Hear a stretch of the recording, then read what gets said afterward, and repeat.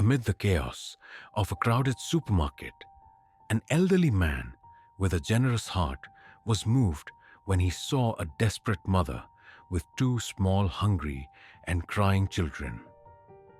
Without a second thought, he decided to pay for her groceries, thinking he was just doing a simple act of kindness.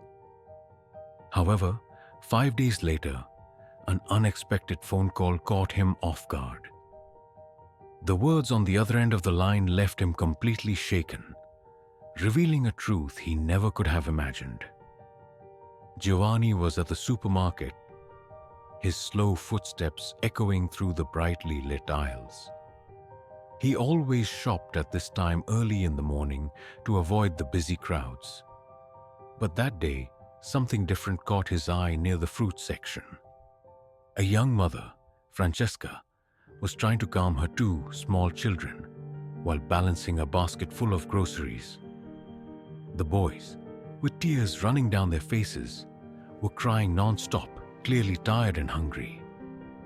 Giovanni watched from afar, feeling a pang of compassion. He didn't know exactly why, but the scene touched him in an unexpected way. Maybe it was the exhaustion in the young woman's eyes, or the muffled sound of the children's sobs that reminded him of distant times when he and Anna still had a life full of energy. Feeling moved by something beyond himself, Giovanni decided to approach. "Excuse me, do you need any help?" he asked, trying to sound as gentle as possible. Francesca looked up, clearly surprised, and tried to force a smile. "Oh, we're fine.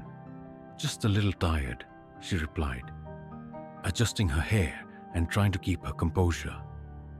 The children kept tugging at her clothes, asking for attention. Giovanni glanced at her cart, observing the carefully selected items, but he couldn't help but notice the nervousness in her movements. "Sometimes it feels like the day starts before we're ready for it," Giovanni commented, trying to ease the tension. "And kids, they have endless energy." Francesca laughed, but it was a restrained laugh, the kind from someone carrying the weight of the world on their shoulders.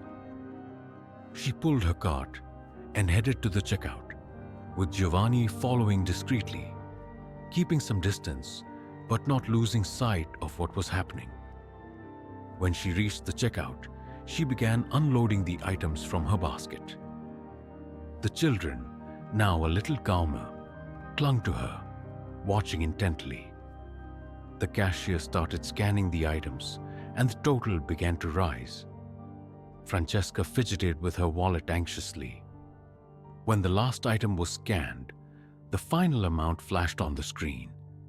She looked at the small pile of money in her hands and realized it wouldn't be enough. "I need to put some things back," she said, trying to decide what to take out. Before she could act, Giovanni quickly stepped forward and placed a hand on her shoulder. "No, please. Let me take care of this." His voice was firm yet gentle. Francesca looked at him, shocked. "No, I can't accept this, sir," she began. "Of course you can," he smiled, opening his wallet and handing the money to the cashier. "Consider this a gift. We all have tough days." Tears welled up in Francesca's eyes, and she quickly tried to wipe them away, feeling embarrassed. "I don't even know what to say. Thank you." She glanced at her children, who were now looking at Giovanni with a mix of curiosity and relief. Giovanni waved at the children and smiled at Francesca. "No need to thank me. Sometimes small gestures can make a big difference." She nodded, visibly moved. While Giovanni finished paying, he picked up his groceries and said goodbye with a slight wave. Francesca stood there, holding her children, still processing what had just happened. On his way home, Giovanni couldn't stop thinking about the young mother and her children. Something about that interaction made him reflect on his own life and the choices he had made. His house, empty since Anna had passed, suddenly seemed even quieter. 5 days later, Giovanni woke to the sound of the phone ringing on the small table next to the armchair where he had fallen asleep the night before. His eyes took a few seconds to adjust to the soft morning light streaming through the window. He rarely received phone calls and struggling to get up. He picked up the receiver, expecting it to be a wrong number. "Hello?" he said, his voice hoarse and still groggy from sleep. "Mr. Giovanni?" The voice on the other end was soft, but it carried a sense of urgency that made him sit up straighter in his chair. "Yes, this is he." "Who's calling?" "It's Francesca, the woman you helped at the supermarket. Remember?" There was a hesitation in her voice, as if she was embarrassed to be calling. Giovanni smiled, immediately remembering the young mother and the two boys. He had thought about her several times since that day, but had never expected to hear her voice again. "Of course I remember, Francesca. How are you? Are the children doing okay?"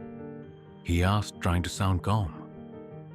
There was silence on the other end, followed by a heavy sigh. "I don't know where to begin. I just wanted to thank you again for what you did. But the truth is, things have gotten even more complicated since then." Her voice trembled slightly, as if she was trying to hold back tears. Giovanni felt a tightness in his chest. He could imagine what kind of complications a single mother faced, especially with two small children. It didn't take a genius to know the world wasn't kind to people in her situation. "What happened?" he asked, keeping his tone calm. "We were evicted. I couldn't pay the rent. She hesitated, as if it was too painful to admit. "We're living in the car." Giovanni closed his eyes for a moment, the weight of her situation hitting him hard. He knew that feeling of helplessness, though in a different way. The loss of Anna years ago had left him with a void he could never fill. But the thought of a mother and two children sleeping in a car affected him deeply. "You did the right thing by calling," he replied, determined. "And if I can help in any way, I will." "I can't ask for more," Francesca said, almost in a whisper. "You've already done so much." Giovanni stood up and began pacing the room, trying to think of a solution. He knew what he was about to say was impulsive, but he couldn't ignore Francesca's situation. "Listen, I have a spare room here at my house. If you'd like, you and the kids can stay here until things get better. It's not much, but it's better than the car." There was a long silence. Giovanni imagined Francesca weighing her options, but he also knew that in her position, she didn't have many. I don't know what to say," she finally said, her voice breaking. "I can't accept something like that. I don't want to be a burden." "A burden?" Giovanni chuckled softly. "You wouldn't be a burden, Francesca. Believe me, I've lived alone for a long time. It'd be nice to have some company around here, and the kids need a safe place to sleep. That alone makes it worth it." There were a few more seconds of silence before Francesca reluctantly agreed. "Okay, I'll accept, but only until I can get back on my feet." "I promise we won't stay long," Giovanni smiled to himself, though she couldn't see him. "Stay as long as you need. All right, come over whenever you're ready." "Thank you so much, Mr. Giovanni." Francesca seemed on the verge of tears, but held herself together. "We'll come over later today then." Giovanni hung up the phone and stood still for a moment, looking out the window. The sun was already lighting up the garden, where he and Anna had spent so many mornings together. Now that big quiet house would have new voices, new laughter, or maybe new cries, but somehow he felt like he was making the right decision. As the day went on and Giovanni prepared the house for his new guests, he felt both anxious and strangely at peace. The presence of Francesca and her children would bring life back into his world, something he hadn't realized he needed until that moment. He glanced once more at the portrait of Anna above the fireplace, as if hoping for some silent approval. "I hope you understand, Anna," he thought. "I'm just trying to do something good, like you always taught me." Francesca arrived at Giovanni's house in the late afternoon, carrying the few bags she'd managed to save before being evicted. Her children, Matteo and Luca, were restless, but there was something in their eyes. Maybe a subtle sense of relief that Giovanni recognized. He remembered how when he was younger, his home had always been a safe refuge for him. And now, he wanted to offer the same to this little family. Come in," Giovanni said with a warm smile, holding the door open. Francesca smiled back, still a little hesitant. Matteo, the older one, held his mother's hand tightly, while Luca, the younger one, looked around with wide, curious eyes as they entered. Giovanni could see how exhausted they were. The physical and emotional toll of living in a car was evident on their faces. "Thank you, Mr. Giovanni. I don't know how to thank you enough," Francesca said, her voice still low, as if afraid to disturb the delicate balance of the situation. "I've already told you. No need for formalities." He smiled gently. "Just call me Giovanni, and please make yourselves at home. This house has more than enough space." He showed them the room he had prepared. It was simple but cozy, with a large bed for Francesca and an extra mattress on the floor for the boys. Giovanni had placed a few flowers in a vase on the bedside table, trying to add a touch of comfort to the space. "It's so much better than the car," Francesca remarked, looking around clearly emotional. "And safer too," Giovanni replied. "Now, you have a place to truly rest." The boys ran to the bed, laughing for the first time since they arrived, and Francesca watched them with a tired but genuine smile. Giovanni noticed how precious that small moment of joy was for her. "If you need anything, just let me know," he said before turning to leave the room. "Giovanni," Francesca called before he left. He stopped and looked at her. "I really don't know how to thank you. It's so much more than I could have asked for." "You don't have to thank me, Francesca. I'm happy I can help," Giovanni smiled, but there was a certain sadness in his eyes, as if he were remembering something or someone. Francesca noticed but didn't comment. She knew what it was like to carry a pain you couldn't put into words. In that moment, though she didn't fully understand, she felt that they shared something in common.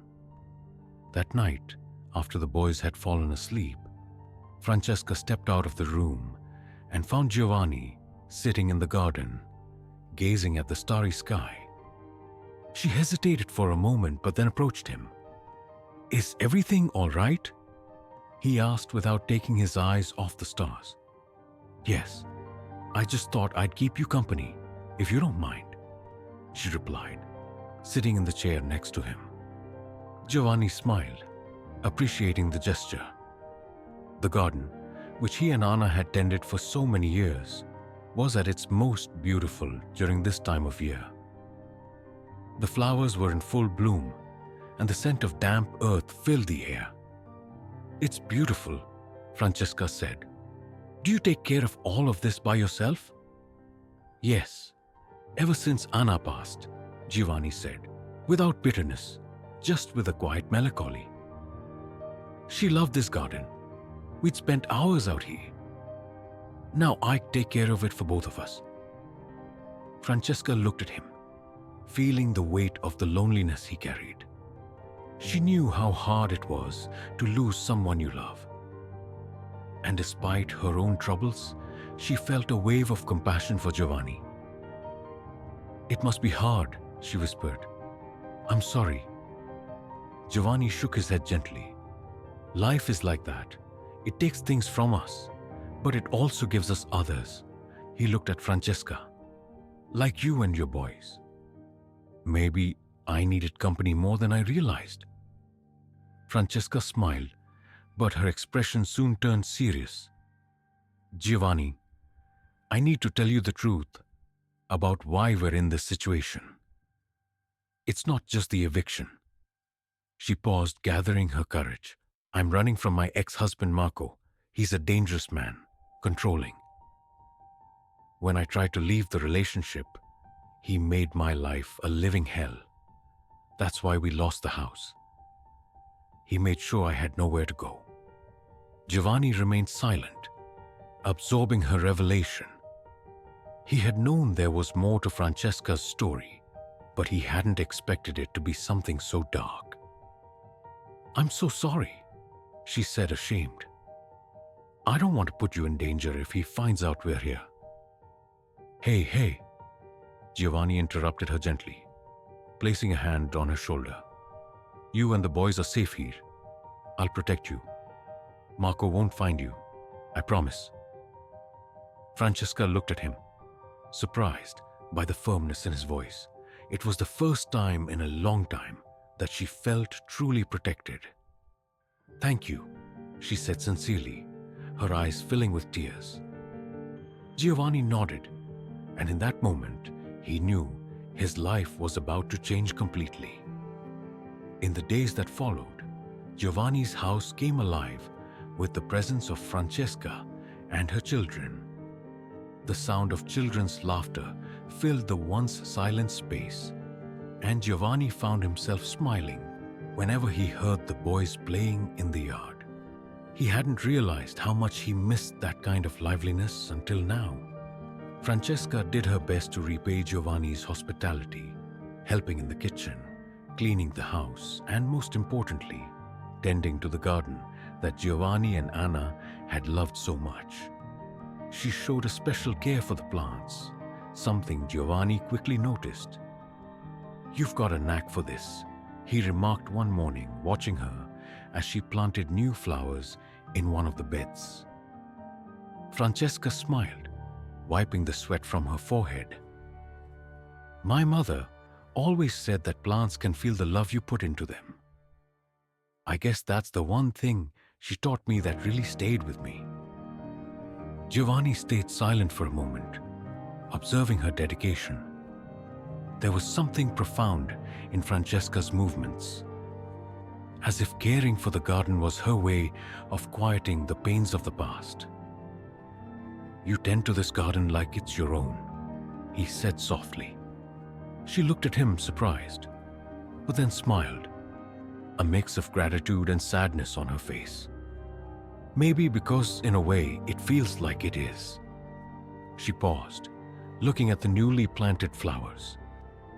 "I don't know how to explain it, but here, with you and the boys, I feel like I'm starting to create something real, something that can't be taken away from me." Giovanni nodded, understanding exactly what she meant.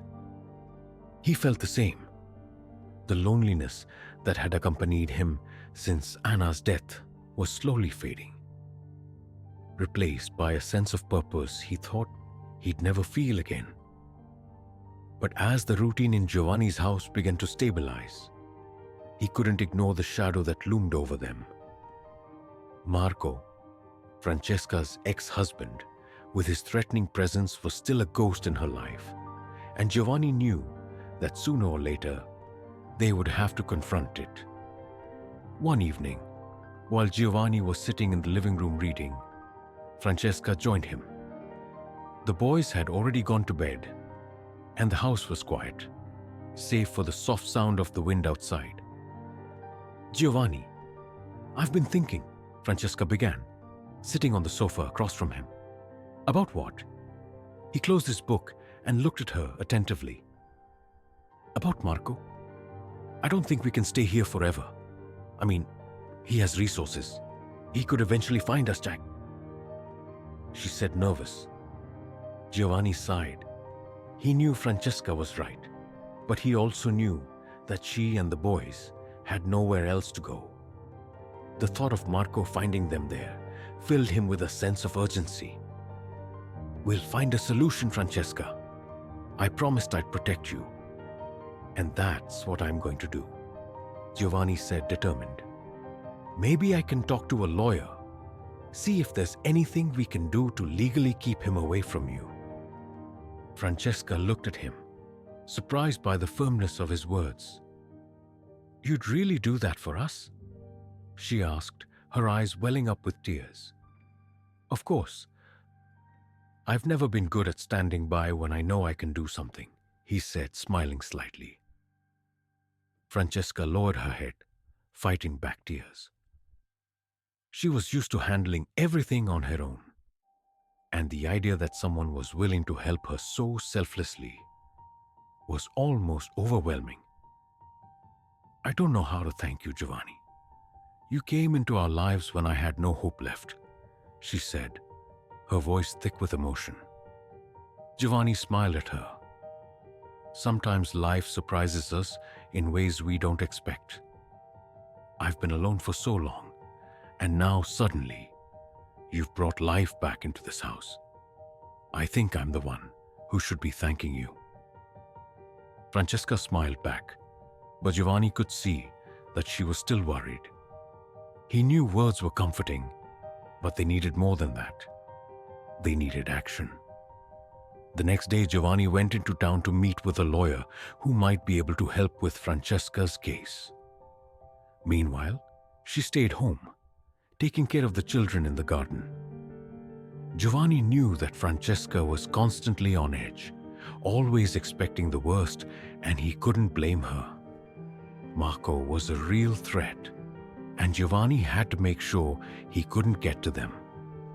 When he returned home with some information from the lawyer, he found Francesca sitting on the porch, looking distant. Any news? She asked, not even turning to look at him. Yes, Giovanni replied, approaching and sitting next to her. The lawyer said we could try for a restraining order. It's not foolproof, but it would at least put a legal barrier between you and Marco. Francesca sighed, shaking her head. I don't know. Marco always gets what he wants. He has friends everywhere. She looked at Giovanni, her expression grave. I don't want you getting too involved in this. If he finds out we're here, he'll come after you too. Giovanni placed a reassuring hand on Francesca's shoulder. I'm already involved, Francesca, and I won't let him hurt you or the boys. Francesca was silent for a few moments, absorbing his words. There was something in Giovanni's tone that made her feel a sense of security she hadn't felt in a long time. Though the fear of Marco still lingered, she began to believe that maybe, just maybe, they had a chance to escape his shadow. Life at Giovanni's house seemed to be settling into a rhythm. Francesca and the boys were adjusting, and the sense of safety grew stronger with each passing day. However, the threat of Marco never completely left Francesca's mind.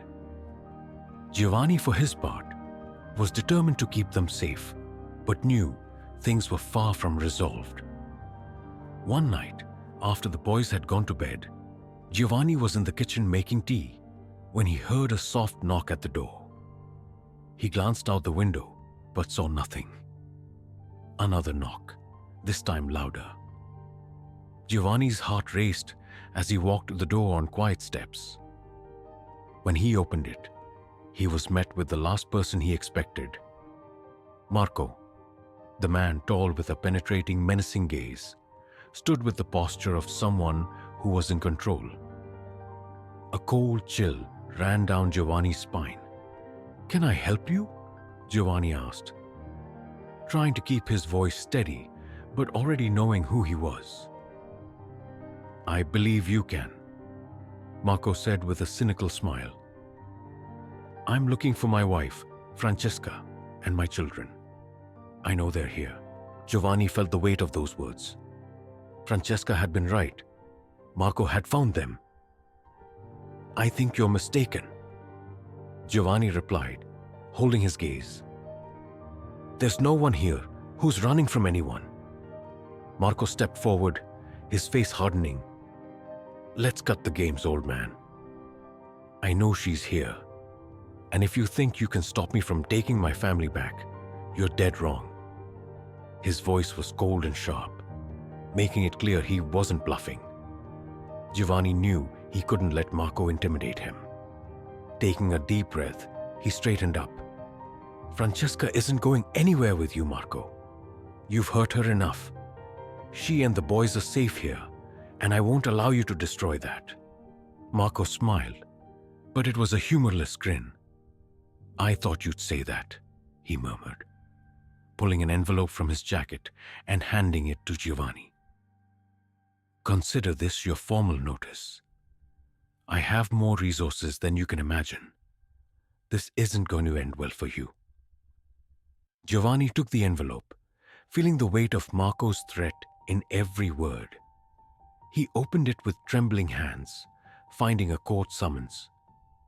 Marco was trying to gain full custody of the children, claiming that Francesca was unfit to care for them.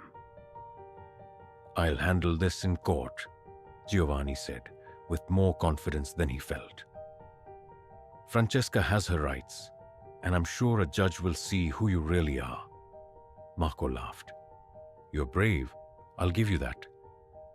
But you'll learn the hard way that people like me always get what they want. By the way, give my regards to Francesca. She knows she can't run from me." With those words, Marco turned and left, leaving Giovanni standing at the door, feeling powerless. He knew he had to act quickly. Francesca was in real danger, and Marco's threat was much more serious than he had imagined. Giovanni spent the night awake, thinking about what he should do. The next day, before Francesca woke up, he went back into town to speak with the lawyer. The lawyer was honest with him. Marco, with all his resources, could very well get a favorable ruling in court, especially if he claimed Francesca was fleeing for no apparent reason. "But what can we do?" Giovanni asked, his frustration growing. "We can't let him win. Francesca fled because he was abusing her. Doesn't that count for anything?" The lawyer shook his head. "It depends on evidence, Giovanni. We need something concrete. Her account might not be enough. Without proof, if Marco has good lawyers, and it seems he does, he could use the law against her." Giovanni felt disheartened, but refused to give up. He returned home, still without a clear solution, but determined to protect Francesca and the children in any way he could. When he arrived, Francesca was already in the kitchen, preparing breakfast. She smiled when she saw him, but Giovanni knew he would soon have to tell her about Marco's visit. "Francesca," he began as he sat down at the table. "Marco was here last night." Francesca's smile vanished instantly. Her eyes widened in fear, and she tightened her grip on the countertop. "What? He found us?" Her voice came out in a trembling whisper. "Yes," Giovanni confirmed with a lump in his throat. "He knows where you are. He brought a court summons. He's trying to take the kids back." Francesca covered her face with her hands, her shoulders shaking as she tried to hold back her tears. "I knew he wouldn't give up. He'll succeed, Giovanni. He always gets what he wants. I can't fight him. I have no money, no influence." Her voice was choked with despair. Giovanni went to her, placing a comforting hand on her shoulder. Hey, look at me. We're not going to let this happen, all right? We're going to fight. The lawyer told me we'll need evidence. Something to show the court what kind of man he is. I know it seems impossible now, but I won't let you face this alone. Francesca looked at him, tears streaming down her face. I don't know what to do, Giovanni. I just want my kids to be safe. They're all I have. And you're not going to lose them, Giovanni said firmly. Not while I'm here. Francesca nodded, trying to compose herself. But even as Giovanni comforted her, he knew time was running out. Marco wasn't the type of man to give up easily, and the confrontation ahead would be the biggest challenge Giovanni had ever faced. Giovanni spent the rest of the day reflecting on the next step. He knew that the battle against Marco would be much more than a legal dispute. Marco was manipulative, powerful, and willing to use all his resources to regain control over Francesca and the children. But Giovanni couldn't allow that to happen. He needed a plan, something that would not only protect Francesca, but also show the court and the world Marco's true character. That night, after the boys had gone to bed, Giovanni and Francesca sat in the living room. There was a tension in the air, as if they both knew things were about to change drastically. We need to do something quickly, Francesca began, her eyes fixed on the floor. Marco won't wait. He'll make everyone's life hell until he gets what he wants. I know, Giovanni replied thoughtfully. The lawyer said we need evidence. Something that shows he's unfit to care for the boys, but that's difficult without witnesses or documents. Francesca bit her lip, clearly thinking of something. She hesitated for a moment before speaking. Giovanni, I never told anyone this. She paused, nervous. But Marco used to. He used to threaten me. Not just verbally. He has videos, recordings, things he made me do. I know he keeps all of it as a form of control. Giovanni furrowed his brow, feeling the weight of her revelation. He looked at Francesca, who was now clearly disturbed. But there was something more in her eyes, something he hadn't seen before. Determination. If we can get those recordings, we can prove what he's done, she suggested, her voice low. He would never let this come to light because it could destroy his reputation. But if we have access to them, we can finally turn the tables. Giovanni stayed silent for a few moments, considering the implications of what Francesca was proposing. Invading Marco's privacy, accessing personal documents or recordings, all of that would be dangerous. However, he knew that without something like that, it would be nearly impossible to win this fight. How can we do this? Giovanni finally asked. Francesca took a deep breath. I know where he keeps those things. When we were still together, he had a secret office in our house, a place where he stored everything he considered important. She paused, her voice trembling slightly. I don't have the key, but I know he trusts an assistant named Enzo. If we can get Enzo to help us, maybe we can get that proof. Giovanni nodded, understanding the risk involved. He knew this wouldn't be easy. Marco had a network of people around him who would likely do anything to protect him. But looking at Francesca, he also knew they had no choice. It was now or never. Let's go after it, Giovanni said firmly. I'll find a way to talk to this Enzo. We need that evidence, and fast. Francesca looked at him, surprised by his determination. Giovanni was an elderly man, but the courage and resolve he showed were worthy of someone much younger. She smiled, a small, timid smile, but full of hope. "Thank you, Giovanni. I don't know how I would have managed without you." Her voice was thick with emotion, and she squeezed his hand as if seeking support. "Don't worry," he replied, squeezing her hand back. "We'll get through this together." In the days that followed, Giovanni began to devise a plan to approach Enzo. He discovered that Marco's assistant frequented a cafe downtown, and he knew this would be his opportunity. With the lawyer's help, Giovanni put together a strategy to convince Enzo to cooperate. The idea was simple: use Marco's influence over him as a bargaining chip, offering a way out. The next afternoon, Giovanni went to the cafe, feeling a growing tension in his chest. He spotted Enzo sitting at a corner table, absorbed in his phone. Giovanni took a deep breath before approaching. "Excuse me, you're Enzo, right?" Giovanni said, positioning himself in front of him. Enzo looked up, surprised by the approach. "Who's asking?" he replied, suspicious. "My name is Giovanni.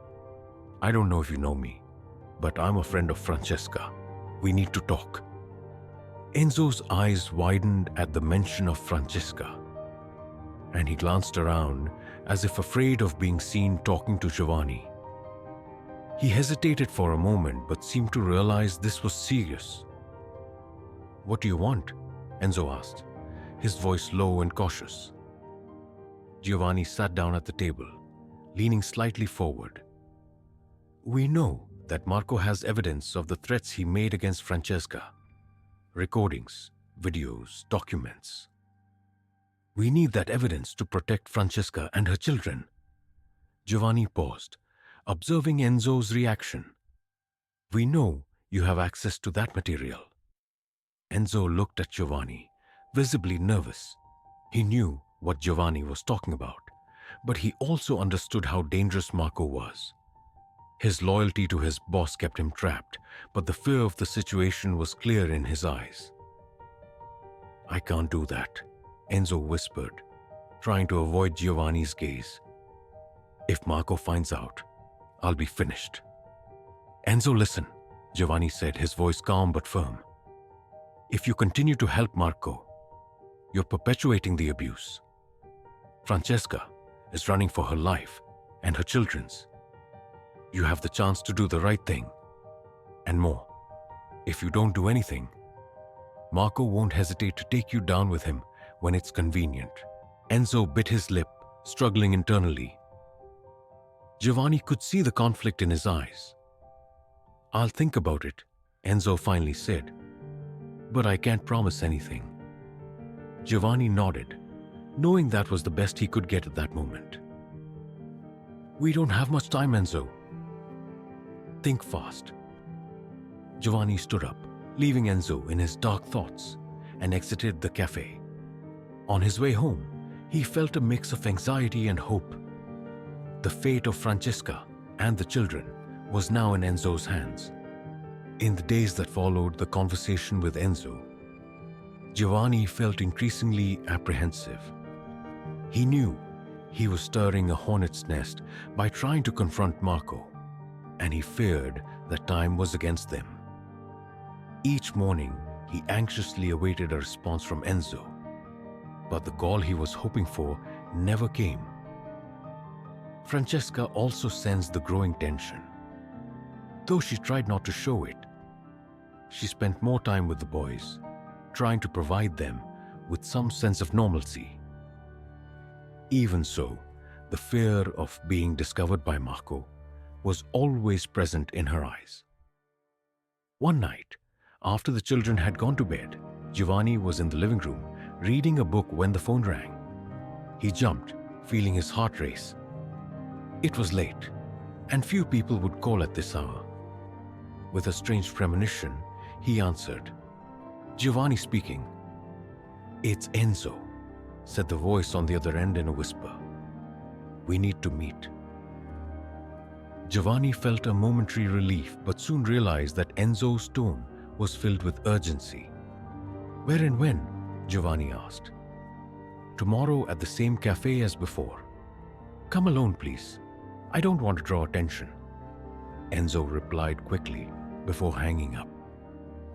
Giovanni stood there for a few seconds, holding the phone, feeling a mix of anxiety and hope. He knew this meeting would be crucial. If Enzo decided to help them, it would be a decisive step toward protecting Francesca and the children. But if something went wrong, the risk could be even greater. The next morning, Giovanni headed to the cafe with a mind racing with thoughts. He entered the place and, just like last time, found Enzo sitting in a corner, head down. "Enzo," Giovanni said, sitting down across from him. "Did you find anything?" Enzo looked at him, clearly nervous, but there was a determination Giovanni hadn't seen before. He took a deep breath before speaking. "Yes, I managed to access Marco's office. It wasn't easy, but I was able to get some of the recordings and documents he used to blackmail Francesca. They're right here." He pushed a small folder across the counter toward Giovanni. Giovanni took the folder, feeling the physical and emotional weight of it in his hands. "Are these recordings enough to incriminate him?" he asked anxiously. "Yes, Marco recorded everything to keep control over Francesca. There are direct threats, insults, and some confessions of things he did to ruin her life. This should be enough to prove what kind of man he is," Enzo replied, keeping his voice low. "But if he finds out it was me who took this from him, I'm finished." Giovanni looked at Enzo, sensing the tension in the air. "You did the right thing, Enzo. Francesca and the kids have a chance now thanks to you. We'll use this the right way." "I hope so," Enzo murmured, visibly shaken. "Just keep my name out of it. Marco can be relentless." Giovanni nodded, understanding Enzo's fear. He knew that once Marco discovered he had lost control over Francesca, he wouldn't take it lightly. But in that moment, Giovanni felt a wave of renewed hope. He held the key to defeating Marco, and he knew he had to act quickly. "I'll take this to the lawyer immediately," Giovanni said, getting up. "And we'll do everything we can to keep you safe. Thank you, Enzo." Enzo nodded briefly, but said nothing more. Giovanni left the cafe, holding the folder tightly, feeling that the fate of Francesca and the boys was finally changing. But he also knew that Marco wouldn't accept defeat easily. The final confrontation was approaching. Back at the house, Giovanni explained to Francesca what he had managed to obtain. When she saw the folder in his hands, her eyes filled with tears, a mix of relief and fear. I don't even know what to say," Francesca said, trembling as she took the folder. "Can this really save us?" "Yes," Giovanni replied confidently. "These recordings show the real Marco. We'll take them to the lawyer, and he can use this in court to ensure Marco no longer has power over you or the children."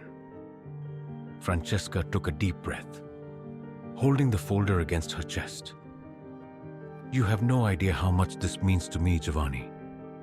For the first time, I feel like I might have a real chance to escape him." Giovanni placed a reassuring hand on her shoulder. "This isn't over. Marco will still try to fight, but now we're stronger. We'll move forward with the case, and he won't be able to control you anymore." Francesca nodded, trying to hold back tears. She knew the road ahead would still be difficult, but for the first time in years, she felt like there was a light at the end of the tunnel. The next day, Giovanni and Francesca went to the lawyer with the evidence. The lawyer, surprised by the amount of material, immediately began preparing a strategy to use it in court. With the recordings and documents in hand, Francesca finally had the chance to face Marco on equal footing. However, Marco wouldn't be easy to defeat. Giovanni knew he would retaliate somehow, and time was against them. While the lawyer prepared the case, Francesca lived in a constant state of alert, always waiting for Marco's next move. Giovanni, on the other hand, was more determined than ever. He knew that protecting Francesca and the boys wasn't just about winning in court. It was a fight for their dignity and freedom, something Marco had taken from them for so long. And Giovanni was willing to fight to the end to ensure they had a real chance to start anew. Tension grew as the days passed. Giovanni knew Marco would soon discover that the recordings had been taken from his office, and the confrontation would be inevitable. Francesca tried to stay calm so as not to frighten the boys, but Giovanni could see the constant fear in her eyes. Then everything changed. The next morning, Francesca was making breakfast when the phone rang. Giovanni, sitting at the table, felt his stomach drop at the sound. Something inside him told him that the call would bring bad news. He answered, and the voice on the other end confirmed his worst fears. "Giovanni, it's the lawyer. Marco has filed an emergency custody request. He's claiming that Francesca is mentally unstable and is putting the children at risk.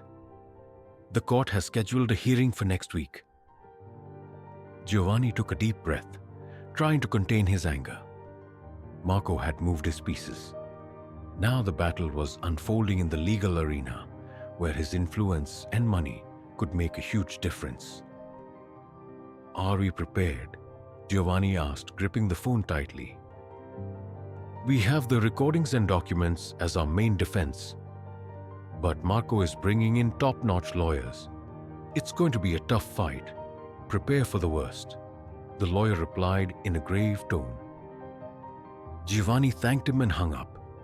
When he turned to Francesca, she was already standing by the table, looking at him with concern.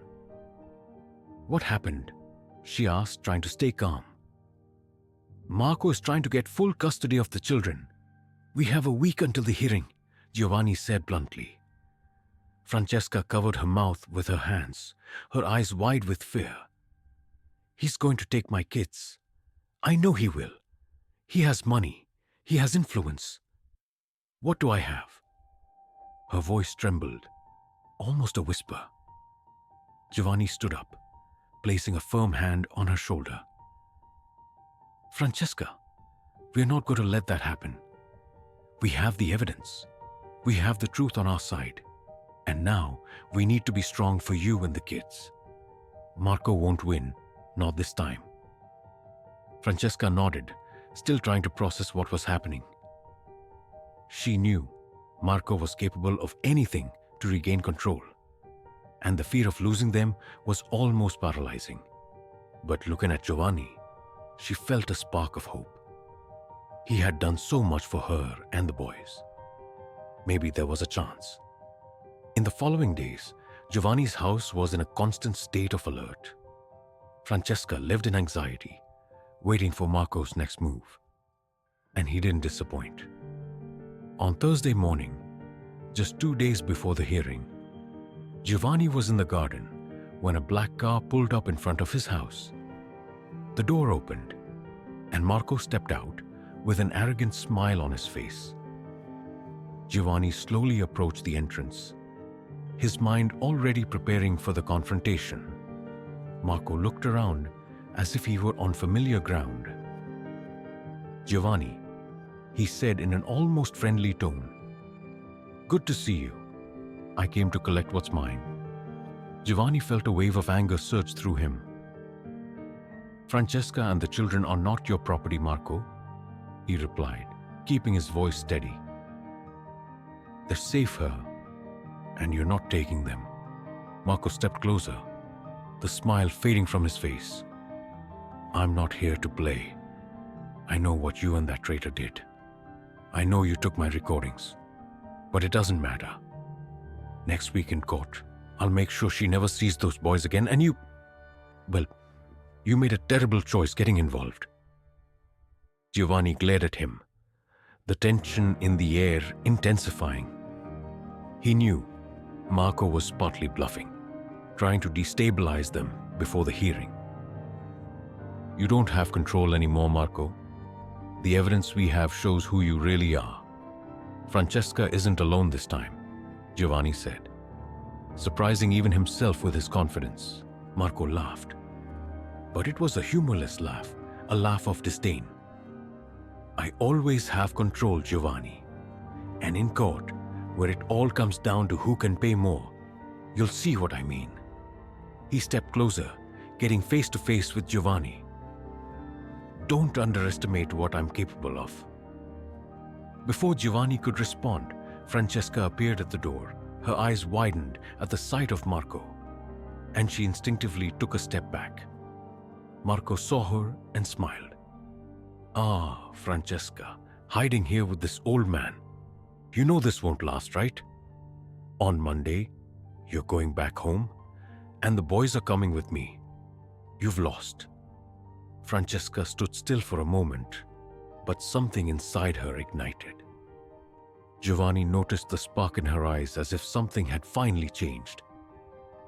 No, Marco, you've lost, she said with a firmness Giovanni hadn't seen before.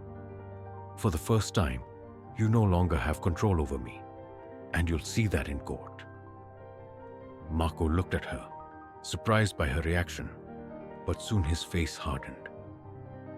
We'll see, he murmured before turning and heading back to his car. See you on Monday. Enjoy your time with the kids while you can. Giovanni and Francesca stood in silence as Marco's car drove away. The weight of the threat still hung over them, but something felt different now. Francesca no longer seemed like the frightened woman she had been before. She was determined to fight. Giovanni looked at her, admiring her strength. You were amazing, Francesca, he said, offering an encouraging smile.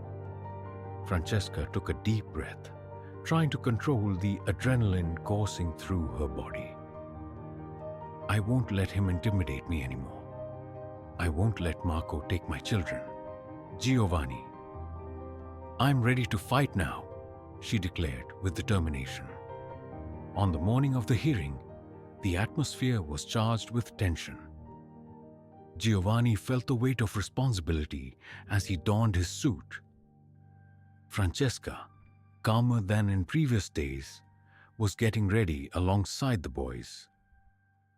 Mato and Luca didn't know what was happening, but they could sense the anxiety in the air. They would be staying with a friend of Giovanni's during the hearing, away from the legal turmoil about to unfold. Francesca kissed each of the boys before they left the house. I'll be back before you know it, she said, trying to smile, though her voice betrayed her nervousness. Behave. Okay, we will, Mommy, Mato replied, holding his younger brother's hand. Giovanni watched the scene with a heavy heart. He knew that for Francesca, this was the most important battle of her life. Marco was determined to take them away from her, and Giovanni feared what might happen if they lost. But as always, he maintained his calm exterior, knowing he needed to be a pillar of strength for Francesca. Upon arriving at the courthouse, the lawyer met them at the entrance, a serious expression on his face. Are you ready? He asked, giving Giovanni a firm handshake. Ready enough, Giovanni replied, trying to mask his concern. The judge is known for being fair, but Marco has a heavyweight legal team. It won't be easy, but with the evidence we have, we stand a real chance, the lawyer said, glancing briefly at Francesca. She nodded, her eyes focused. Marco was about to face the woman he never expected to see like this. Strong, confident, and ready to fight. As they entered the courtroom, Marco was already there with his lawyers. He shot a cold glance at Francesca, but she ignored him, walking with determination to the opposite side of the room. Giovanni noticed the tension in the air, as if every movement was a preparation for an impending battle. The judge entered and the hearing began. Marco's allegations were clear. He accused Francesca of being mentally unstable and unfit to care for their children. His lawyers presented a narrative full of exaggerations, trying to paint a picture of neglect on Francesca's part. With each word spoken against her, Giovanni felt his anger rising inside him. But he knew he needed to keep control. When it was time for Francesca to defend herself, the lawyer presented the recordings and documents that Enzo had obtained. The evidence was compelling. The recordings showed Marco threatening Francesca, manipulating her, and admitting on more than one occasion that he had intentionally made her life difficult. As the audio played in the courtroom, Giovanni watched Marco's expression change. The control he had always displayed was crumbling. This evidence clearly demonstrates Marco's abusive and manipulative character, Francesca's lawyer said, looking directly at the judge. And it proves that he is unfit to have custody of these children. Francesca has been a victim of years of psychological abuse and just wants to protect her children from this cycle of control and fear. The judge, visibly impacted by the evidence, paused, observing Marco, who now appeared restless. "Mr. Marco," the judge began in a stern voice, "the recordings are incredibly clear. Your actions not only undermine your wife's emotional stability, but also show a total disregard for the well-being of your children. I have serious doubts about your ability to care for these children appropriately." Marco clenched his fist, trying to remain calm as his lawyer stood up to rebut. But there wasn't much to say. The evidence was undeniable. Even with all of Marco's power and influence, he had been exposed. The hearing dragged on for hours, with every detail being scrutinized. Giovanni stayed by Francesca's side the entire time, whispering words of encouragement when she looked like she might crumble. But her strength surprised everyone, including herself.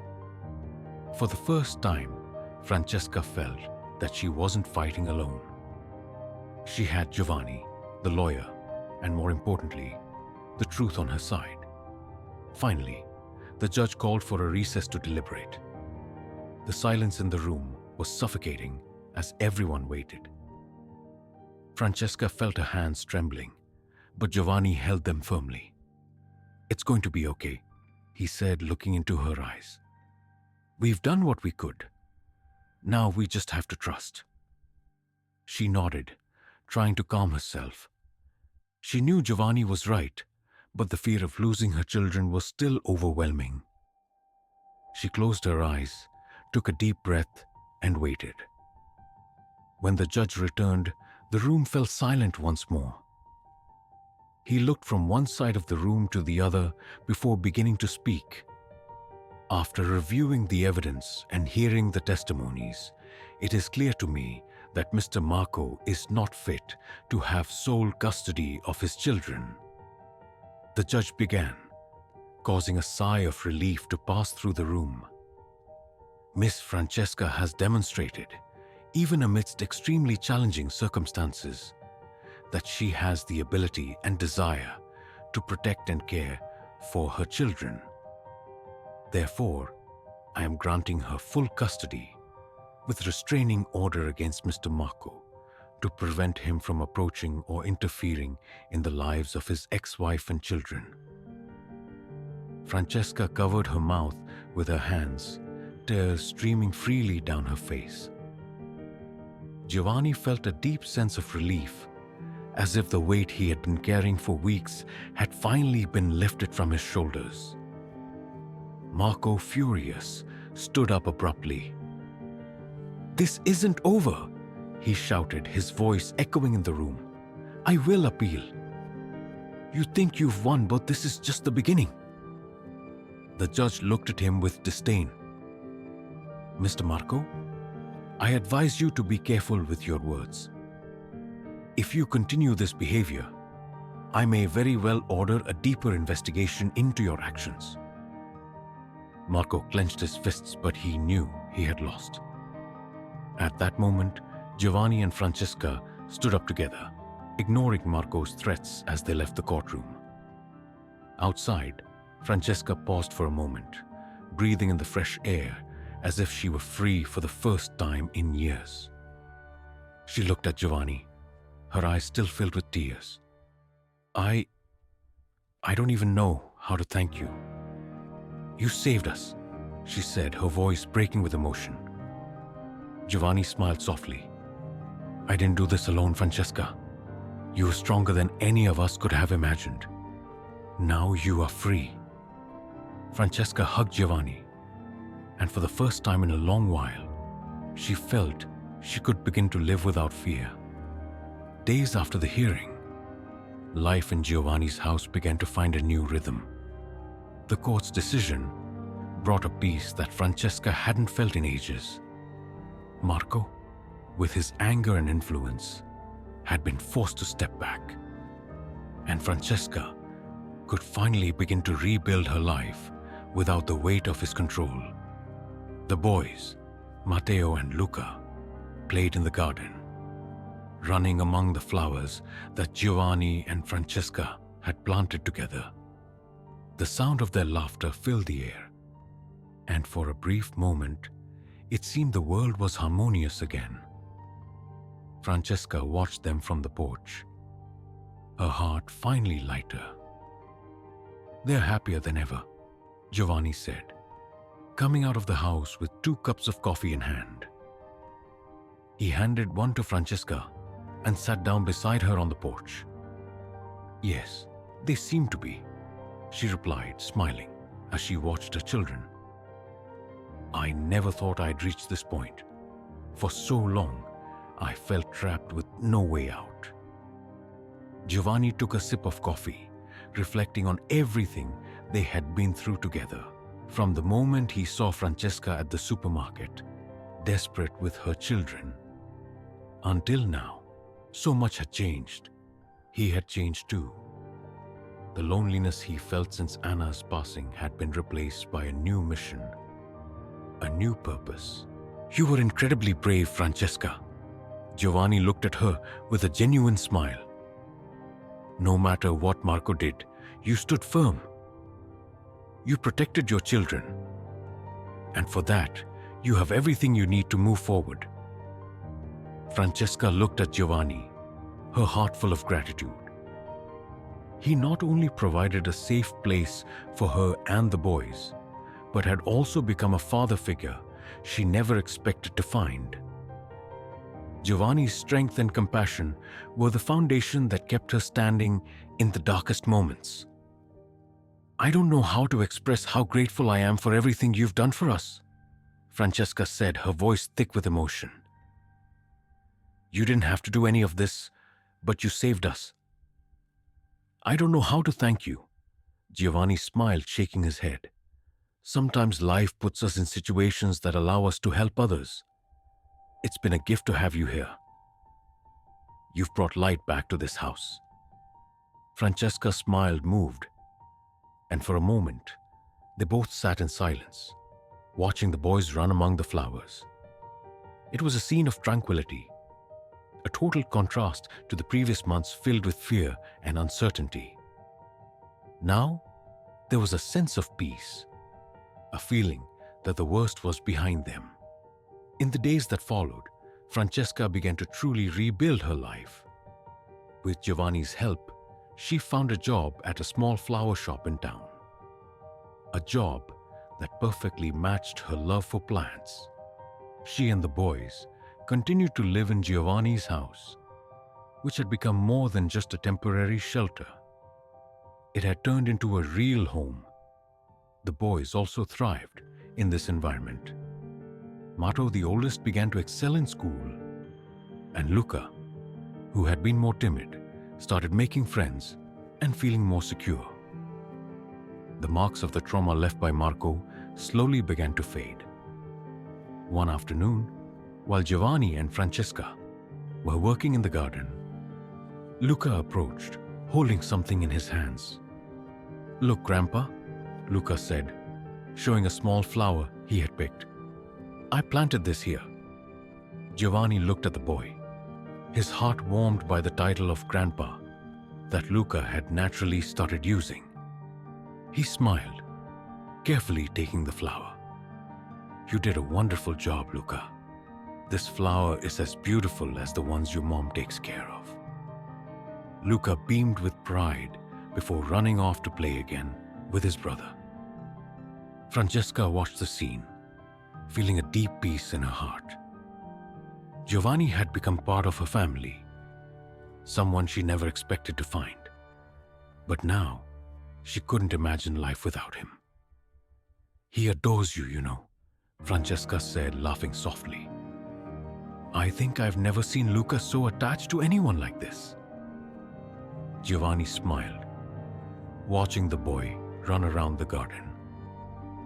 "And I love them. Those boys brought something into my life that I didn't know I needed." He paused, reflecting on what he was about to say. "Since Anna passed, I thought I was doomed to live alone with my memories. But then, you all came along and reminded me that life goes on. There's always something new to care for, to love." Francesca looked at Giovanni, her eyes filled with gratitude. "We needed you too, Giovanni, more than you can imagine." As time went on, Giovanni's house became a true sanctuary for Francesca and the boys. Marco never tried to contact them again. The restraining order, along with the court ruling, ensured he stayed away. Francesca knew she would still have to deal with some wounds from the past, but now she had Giovanni's support and a network of people who cared for her and her children. Giovanni, for his part, found a new reason to live. His garden, which had once been merely a way to keep Anna's memory alive, now thrived with the help of Francesca and the boys. Each new plant, each new flower was a symbol of renewal, of a fresh start. And so, in the serenity of that little garden, life moved forward, filled with hope and new possibilities. Giovanni, Francesca, Mato and Luca formed an unlikely but deeply connected family, showing that even in the most challenging circumstances, love and kindness can take root and blossom where least expected. Did you enjoy this story? Subscribe to the channel, turn on notifications, and share it with your friends. Don't miss the next video appearing on the screen. I'm sure you're going to love it.